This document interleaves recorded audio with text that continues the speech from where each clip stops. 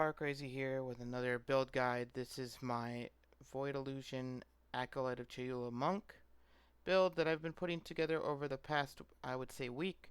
Um, it is a combination of a lot of different pieces coming together to create this build, and I'm really pleased with how it turned out. Um, so Void Illusion from the Ascendancy um, creates this illusion every time you dodge roll, and when it gets hit, it explodes and deals damage in a pretty decent sized AoE. Now, normally it has like a 4-second cooldown, so the first part of the puzzle I had to was to solve the cooldown problem, and the main factor is Temporalis. Um, the other factor, which also goes hand in hand with the damage scaling of the build, is that gem level not only increases the percent damage of the skill, it also lowers the cooldown. So every gem level lowers the cooldown even further. And so what I have it down to now is a cooldown of about just under 1 second. So that's basically almost every time I dodge roll, I will create an illusion that will um, stay there. And the way I'm getting these gem levels is plus 6 to level of all attack skills that you get from the perfect essence of battle. Now, I'm using two-handed maces using Giant's Blood. Now, normally Giant's Blood is way the heck over here on basically the opposite side of the tree of Monk.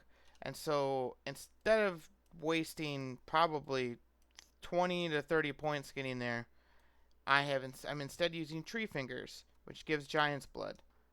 Um, and that was another part of the puzzle is that I needed to solve was getting to Giant's Blood without just making horrible tree choices. Because a lot of what I want, since I'm going poison, is chaos damage and poison damage. And so that's all in this area, and I want to get all these points if I can manage it. And so that's what I did. And so another thing is because you're on the monk side of the tree, you have a lot of scaling with energy shield.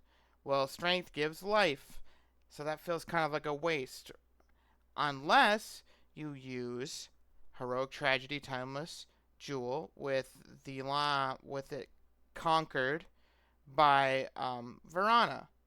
Now what that does is it gives you the Black Scythe training, which turns your strength into energy shield instead of life. And what that has done is it gives me about 2,000 energy shield at this moment, and it allows me to stack strength with my travel nodes and also with my gear. To be able to handle this Giant's Blood downside, which normally halves the life. It halves the life this patch, and so now you just ignore that halving, and you get energy shield. It's a win-win. And how I'm scaling damage is I'm stacking huge amounts of elemental damage on my weapons, and then converting them all to chaos with Original Sin.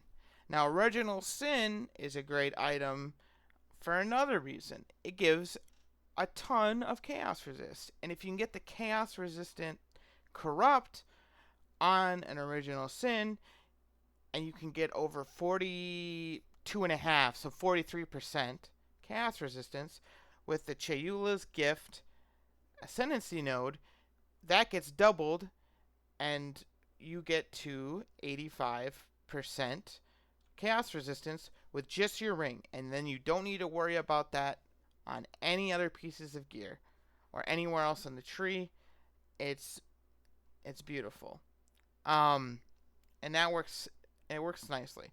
For the rest of the gear, the boots and the helmet are just getting as much energy shield as possible so that your strength scales. You need flat, so along with the amulet as well. So the amulet the helmet, and the boots all fats amount of energy shield. Especially on the helmet because we're also taking subterfuge mask, which gives us which gives us evasion. Um, I'm about 32%, which is not a lot, but it's a non-zero amount, right? So every third attack that's dodgeable, I will evade. Um, and otherwise, the rest of the gear you want to stack strength. Obviously, on pretty much everything that can have strength, you want strength on it because you need enough strength to be able to equip your maces. Um, and then another part of it is if you can find a 3 rune socket gloves, find them. Otherwise, just 2 is fine. There was only 1 on the market when I bought these, so I was pretty excited about that. As for the rest of the Ascendancy, I talked about Chayula's gift. I'm also obviously using Void Illusion, so that's kind of a, you know, necessary to make the whole build work. And the other thing I'm using is Waking Dream for Into the Breach, and then I'm getting all purple. My build doesn't use any mana skills, and I don't. I ideally will not be needing to leech life, so I don't need the red and the blue flames. So being able to stack purple, which are insane for the build, it's 7% per stack, so I can average probably 5 or 6. So that's a ton of damage. Added on to the insane scaling on Void Illusion and the insane flat damage on my weapons, and then on my 1 non-original Sin Ring. As far as my gems go, I am using basic attack, Mace Strike. This could probably, actually I'm going to switch this to Rapid Attacks 3 and then Bleed 3. Its entire purpose is for single target bosses is to apply bleed so that Poison 3 gets the 20% more magnitude of poison inflicted by supported skills against bleeding enemies. That's its entire purpose, is you may strike so your poisons do a little bit more. Void Illusion, I have Poison 3, Chaos Attunement, Magnified Area, and Deadly Poison 2. For my last gem, I'll either do long shot or close combat. I am not entirely sure how the damage scaling works. Is it the distance from them and the illusion, or from you and the enemy hitting the illusion? I'm thinking it's the latter, which makes long shot the support to use as the final one. There's other options as well.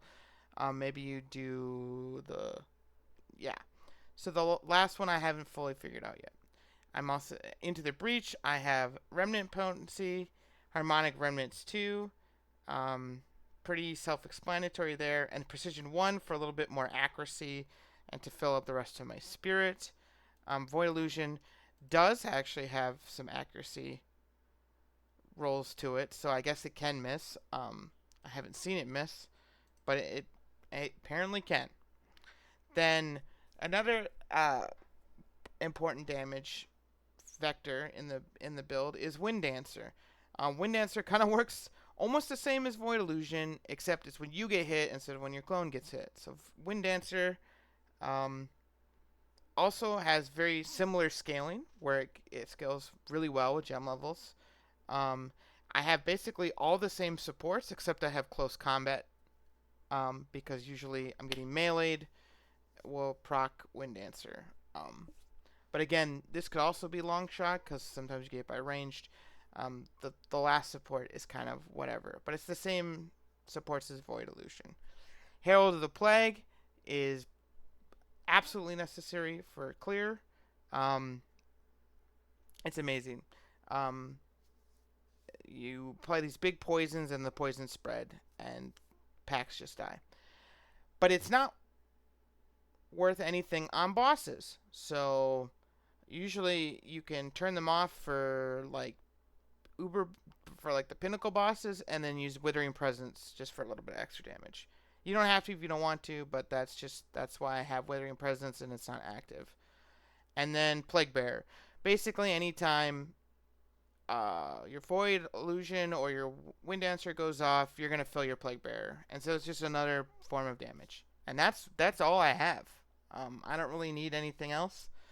Um, the build is basically just dodge roll, and then sometimes you'll get hit, sometimes your clone will get hit, and things will die to poison. That's basically the skill.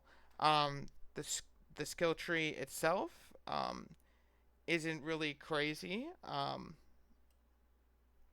The only thing I will point out is if you can get a Heroic Tragedy with Verana, that also gives you a good note here. Because you are going to take this skill for sure, just to get to this spaghettification.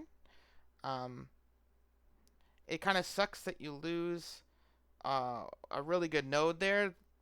It's like 53% chaos damage. It is one of the issues with this, but the only other option is putting it here, and it takes away these poison nodes, which are more important than the chaos damage. You could alternatively spend some points to come up here and grab Chaos Inoculation, and then you don't really hit anything important here to get that back. And I might do that. But this also gives you, there's a lot of options here. You can find some good nodes. That's why I have this one. Normally I wouldn't. I mean, it's not horrible. It's 40% attack damage normally, but it's just some good nodes there. But nothing out of the ordinary. I picked the Chaos nodes, picked the Poison nodes. And yeah, so that's it. Thanks for watching. Enjoy a kind of long boss fight. The single target of this build isn't the greatest. It's probably the one weakness of the build. And then there's also a mapping showcase. Thanks for watching.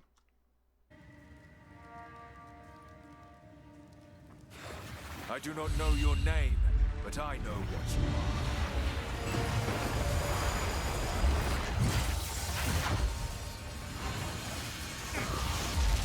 I am the doom at the door.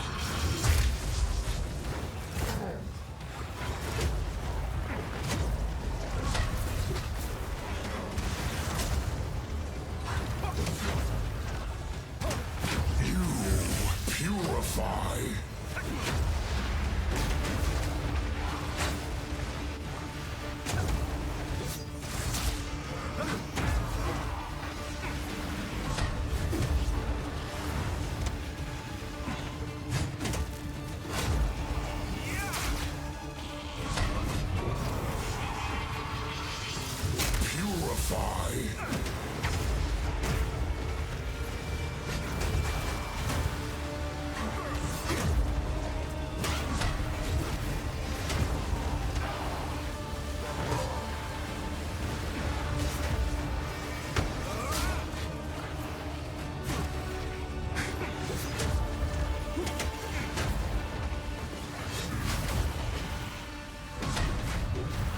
Purify.